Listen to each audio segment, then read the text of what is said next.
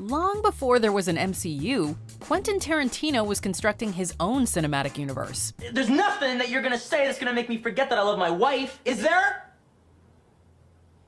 Although, we're not sure how his R-rated Star Trek movie would fit in. Welcome to WatchMojo, and today we'll be discussing how the Tarantino movies are connected. We should have shotguns for this kind of deal. Just so you know, if you haven't seen all of his films yet, there may be some spoilers ahead. So you have been warned.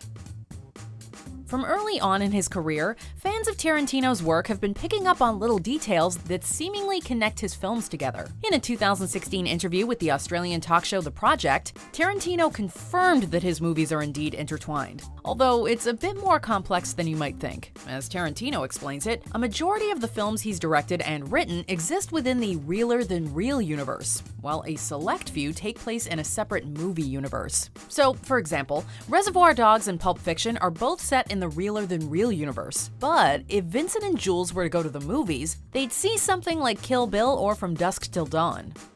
The only film Tarantino has directed that is not part of either universe is Jackie Brown, which was an adaptation of the novel Rum Punch and thus sets itself in the Elmore Leonard universe. Coincidentally, another film set in the Elmore Leonard universe is Steven Soderbergh's Out of Sight, which sees the return of Michael Keaton as Ray Nicolette. Sorry, this is Special Agent Ray Nicolette with alcohol, tobacco, and firearms. Oh, really? May I see some ID? Perhaps the most famous connection in the Real universe is between Vincent Vega in Pulp Fiction and Mr. Blonde, also known as Victor Vega in Reservoir Dogs. It's no coincidence that they share a surname, as these criminals are brothers.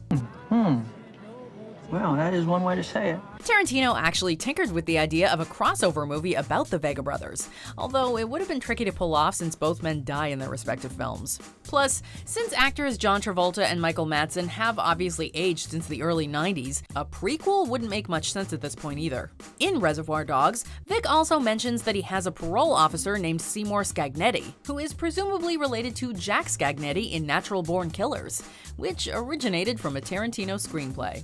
The Vegas aren't the only characters who bridge this universe together. Are you gonna bark all day, little doggy? Or are you gonna bite?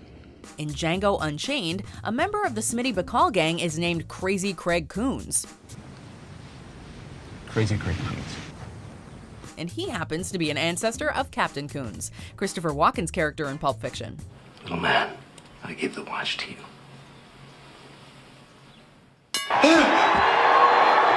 Pete Hickox, a member of the Domergue gang in The Hateful Eight, is the great-great-grandfather of Archibald Archie Hickox from Inglourious Basterds. Indeed. Speaking of the Bastards, Sergeant Donnie Donowitz, also known as the Bear Jew, is the father of film producer Lee Donowitz from True Romance, which Tarantino wrote. It's even been speculated that Jimmy's wife Bonnie in Pulp Fiction is the same nurse that Nice Guy mentions in a deleted scene from Reservoir Dogs, as well as the same Bonnie mentioned in True Romance. Or maybe Tarantino just really likes the name Bonnie. Plus, given their stunt backgrounds, we also wouldn't be surprised if there's a connection between Kurt Russell and Zoe Bell's characters in Death Proof and Once Upon a Time in Hollywood. Just to keep things extra interesting, the Real universe and the movie universe are separate, but that doesn't mean they can't intersect. Tarantino has described Winston Wolfe from Pulp Fiction as a crossover character who isn't relegated to a single universe, although we've yet to see him in another film. Now, you got a corpse in a car, minus the head in a garage. Take me to it. Kill Bill takes place in the movie universe, but Volume 2 contains a subtle reference to Django Unchained, which is set in the Real universe. When Bud is burying the bride alive, we can spot a grave that reads Paula Schultz. Although not confirmed, many believe she was bounty hunter Dr. King Schultz's late wife, or at least some sort of relation. So does that mean Schultz is a crossover character too? This seems like a good bit of fun. Two characters who've repeatedly popped up in both universes are Texas Ranger Earl McGraw and his son, Edgar McGraw. Earl made his first appearance in From Dusk Till Dawn, which was written by Tarantino and directed by Robert Rodriguez. Although Earl dies in that film, this didn't stop him from resurfacing alongside Edgar in Kill Bill Volume 1.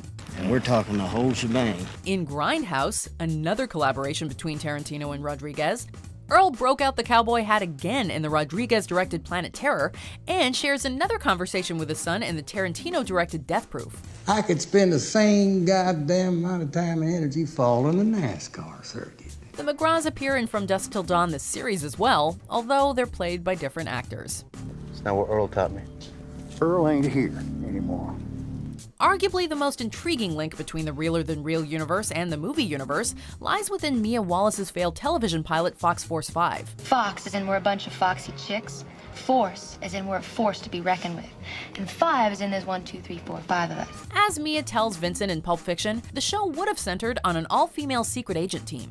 Whether it was intentional or not, the 5 members Mia describes bear a striking resemblance to the ladies of Kill Bill. There's a blonde leader named Somerset O'Neill, who could be Elle Driver, a Japanese kung fu specialist, i.e. Oren Ishii, an African-American demolitions expert, or Vernita Green, and a French fox who specializes in sex, i.e. Sophie Fatale. Finally, there's Mia's character, Raven McCoy, the deadliest woman in the world with a knife, not unlike Beatrix Kiddo. In addition to characters, Tarantino has created several fictional brands that have appeared across his cinematic universes. The fast food chain Big Kahuna Burger is most prominently displayed in Pulp Fiction when Vincent and Jules interrupt Brett's breakfast. This is a tasty burger. However, the chain is also referenced or visible in Reservoir Dogs, Death Proof, 4 Rooms, From Dusk Till Dawn, and Once Upon a Time in Hollywood. A Big Kahuna bag even pops up in Robert Rodriguez's The Adventures of Shark Boy and Lava Girl, although we doubt that's part of any Tarantino universe. Shark frenzy! Rick Dalton stars in an ad for Red Apple cigarettes in Once Upon a Time in Hollywood. But that is far from the first time this fictional cigarette brand has surfaced in a Tarantino movie. It's also featured in Pulp Fiction, From Dusk Till Dawn, 4 Rooms, Kill Bill, and The Hateful Eight. Another notable brand created by Tarantino is G.O. Juice, which can be seen in both Death Proof and Kill Bill. And let's be honest, there isn't a Tarantino fan alive who hasn't wanted to bite into a tasty Big Kahuna burger and wash it down with G.O. Juice. That hit the spot.